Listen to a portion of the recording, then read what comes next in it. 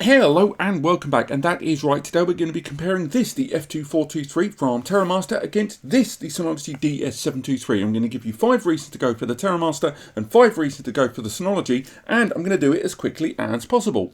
So straight away, when it comes to getting at the F2 device here, one of the reasons you may already be looking at this NAS is because the price point is so darn low. Right now, the specifications should be listed there on screen. And for all of that hardware that you're getting inside that F2, you are getting by far the best price point available on the market. For a 22-23 series NAS, it should be said that the hardware price point for all of the components and all of that CPU in there, the memory, the 2.5 GBE and support, this system arrives at by far the lowest price point. And on top of that, is regularly on offer at things like Black Friday and Prime Day from all of the different retailers out there respectively. So again, if price is what's going to be really important to you, or dare I say value when it comes to hardware, definitely that Terramaster is going to be the one for you. But it does not stop there, because obviously the DS723 Plus from Synology has one big trump card in its pocket, and that is DSM, Disk Station Manager. By far the best NAS software in the market right now. When you are looking at the DS723, chances are one of the reasons you are drawn to the Synology platform is its software, with its wide arrangement of different client applications and tools and services, as well as wide compatibility with Mac, Windows, Linux and more, with lots of dedicated tools and client tools available.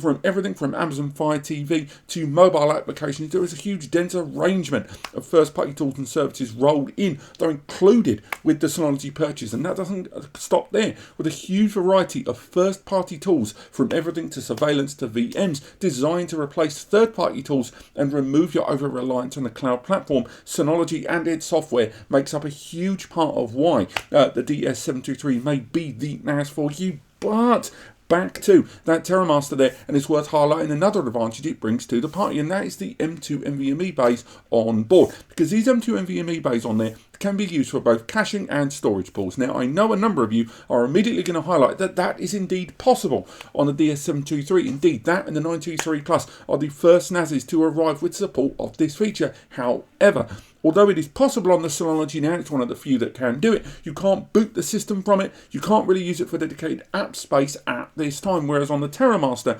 not only is caching available and not only is storage pools available, but those M2 NVMe's can be utilised for the OS, for application storage as direct primary target storage. And for those of you that are spending a bit more money on M2 NVMe's, which are indeed faster, although a little bit more expensive, it's going to be great to know that some of those particular services and specific operations in TOS 5 for this system can be run from those M2 NVMe's, and making it tremendously advantageous indeed. But it's worth talking about performance once again, isn't it? And the 723 arrives with another little sneaky extra, and specifically for a 2-bay, this is surprising, it arrives with support of 10 GBE as an optional extra. That is right, if you wish, you can install the 10 GBE upgrade on this device and turn this 2-bay NAS into a 10 gigabits per second external system there. Now, yes, it is running on 2 SATA bays, and yes, you've got those M2 NVMe bays inside, so saturation is negligible. But it's worth highlighting that even with a hard drive, you were looking at 500 to 600 megs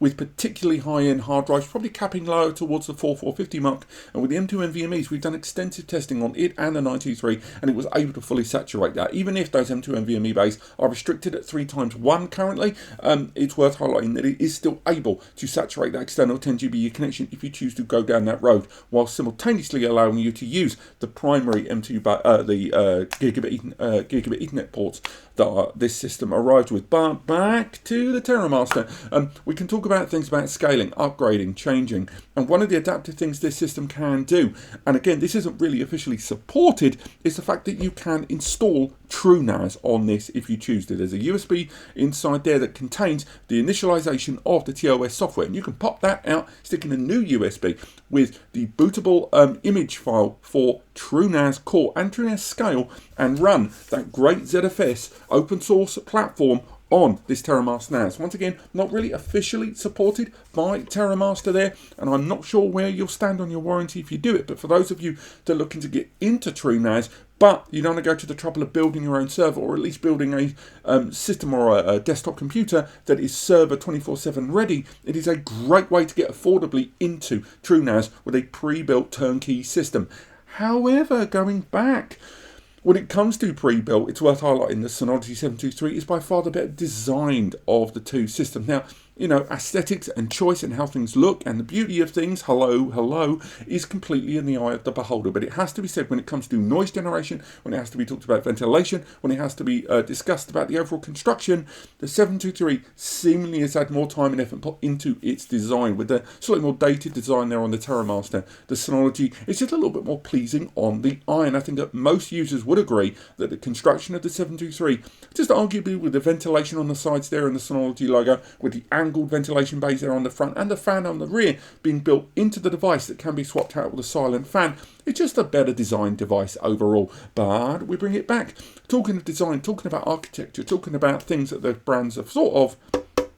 This system has something called isolation mode built into TOS. You can go into the network settings, and there is a specific checkbox option if you choose to that you can go into, click it, and in the touch of a button it isolates all external network connectivity, all applications and services that are using internet-based connections, whether they are, you know, port forwarded or not, or utilizing a third-party server that is bouncing from on the NAS with a third-party app or via web-based PHP. They all get terminated. Any third-party application terminated just on the spot, and you have to reboot the whole system from scratch in order to deactivate isolation mode. And I think a lot of IT admins or even novices are going to like the idea that they can just one click of a button deactivate all external access to this system and limiting it to very specific network identities if they choose to. It's a great feature in this one that's currently not available on any other platform. But we go back to the Synology there, and we can talk about another part of this system that they are now currently the only brand that provides it at this scale, and that is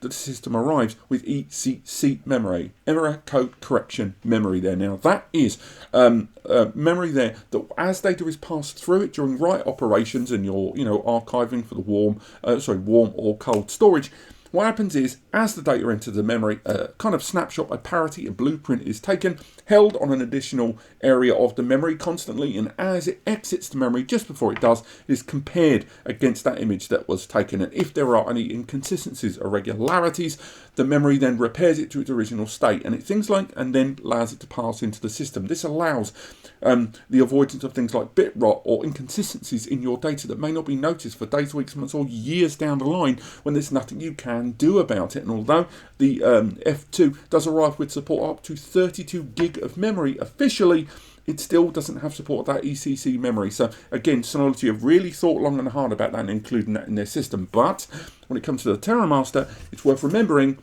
2.5 GBE. I've talked about it already. This system arrives by default with 2.5 gigabit Ethernet, 2 ports on there that could be link aggregated, and then you've got things like a multi-channel to consider there as well. But ultimately it means this system allows up to around 550 megabytes per second external throughput there. Yes, the 723 has that option of 10 GBE as an optional extra, but this has that 2.5 GBE, two of them by default, with the Synology arriving with 1 gigabit Ethernet there straight off the bat. So again, it allows you on day one to largely capitalise on the 2 SATA bays, and don't forget about those 2 M2 bays inside. But talking about not forgetting, there are users out there that are still very, aware of the history of these devices and of course security. And there's no avoiding that a number of NAS brands out there were targeted by ransomware groups in 2021 and early 2022. And one of the brands that was not targeted was Synology. Or it's not that they weren't targeted, I'm sure they're targeted every single day, but nothing got through. And when it comes to these 2 brands, it has to be highlighted that Synology have not seen any kind of meaningful or even largely successful attack, or at least publicly acknowledged, on their platform since around 2013-14 at the latest, with that Syno locker ransomware there, and they dealt with that very, very well. Whereas Terramaster were hit by deadbolt there right at the closing stages of 21, early 22, and although they have increased security on their platform substantially, including that isolation mode, and largely locked out any kind of possibility of that happening that way again, a lot of users will still want to know that that was something that occurred. But this has been comparing the F2-423 with the DS723 as quickly as possible. I've got it in just over 9 minutes. I hope you enjoyed this. Let me know if you guys like these short form videos, because although my comparisons generally go for 20, 30, sometimes even 40 minutes, I want to experiment with these much shorter form versions. Remember, I've done full reviews on all of the NASs I talk about in the 723 review review is coming exceptionally soon, if not already published by the time this video arrives. Thank you so much for watching. There's links in the description to all of today's guides that I've referenced, along with lots of reviews and testing, and there's the free advice section over on NAS Compares and the free community forum also linked below. And if you're interested in buying either one of these NASs and this video has helped you and you're going to buy from Amazon anyway, make sure those things are true, use the links in the description to take you there, as it will really help us out. It costs you nothing extra, and anything you buy, we get a kickback, which helps us continue doing what we do. Thank you so much for watching, and I'll see you next time.